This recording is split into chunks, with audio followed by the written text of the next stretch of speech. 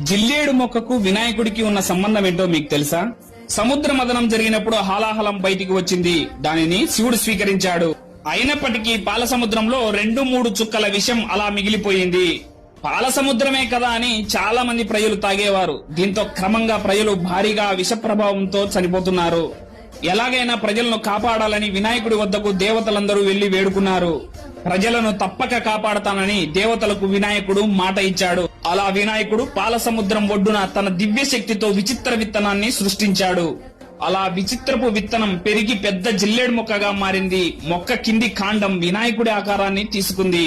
సముద్రం అలల ద్వారా ఆ మొక్క పాల సముద్రంలోని మొత్తం విషాన్ని పీల్చుకుంది. అందుకే మన పెద్దలు జిల్లేడు చెట్టు విషమని, దానిని తినడం పాలను కంటికి దగ్గరగా తీసుకోవడం ప్రమాదమని చెబుతారు. అలా జిల్లేడు మొక్క వినాయకుడి ద్వారా సృష్టించబడింది. ఈ వీడియో నచ్చితే చిన్న లైక్ చేసి మన ఛానల్ ని సబ్స్క్రైబ్ చేసుకోండి. వినాయకుడి భక్తులందరూ కామెంట్ లో చెప్పండి, జై గణేశ.